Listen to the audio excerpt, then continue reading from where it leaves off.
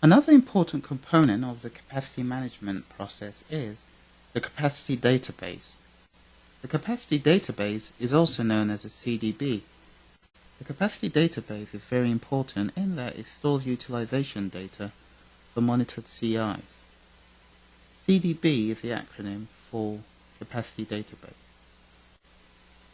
Let's talk about the roles of the capacity manager.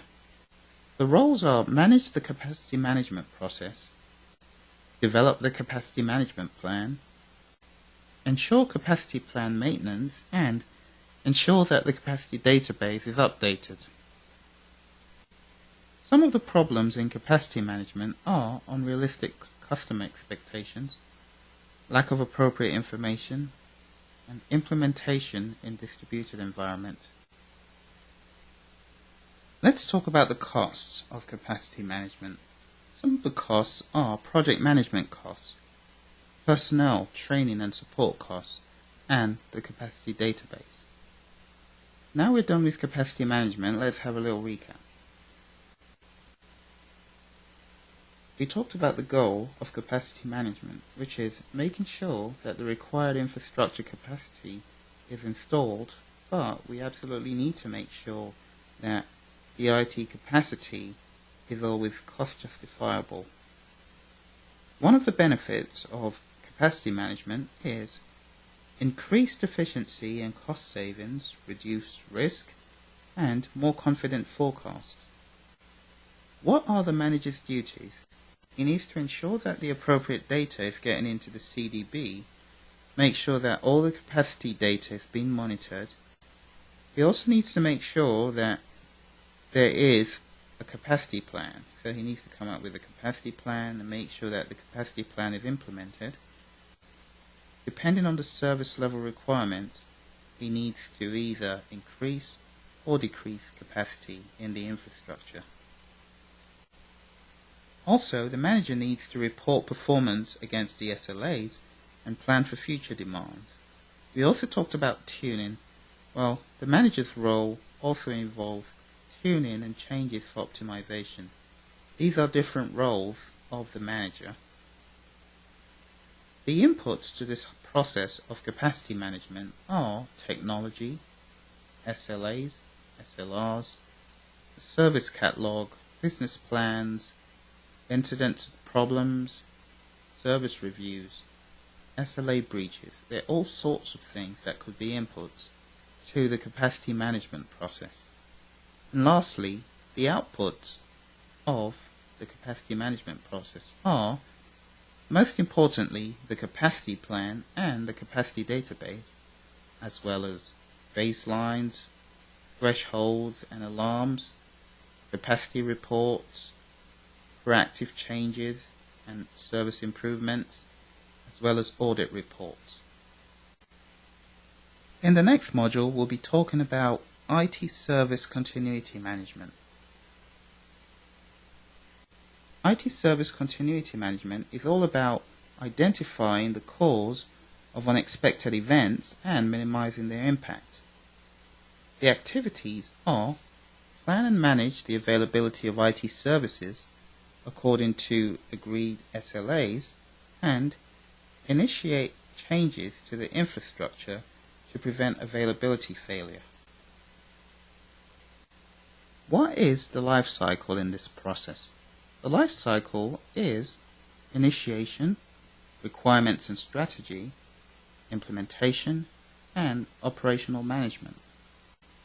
The initiation stage is where the whole life cycle begins. The initiation stage results in documentation that is used in subsequent stages. In the requirements and strategy phase, the BIA, which is the business impact analysis and risk assessment, are conducted, identifying services that are critical to the business. Also, risk reduction methods are determined, and it's also decided upon which recovery options are best suited for the organization.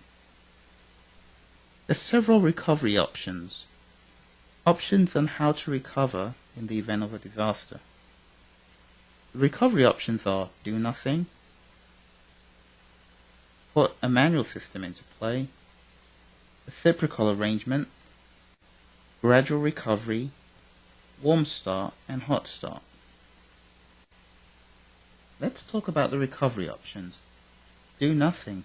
Well, very few businesses can actually do nothing in the event of a disaster. Worst case scenario is just wait it out till all the services are restored. The next is manual system.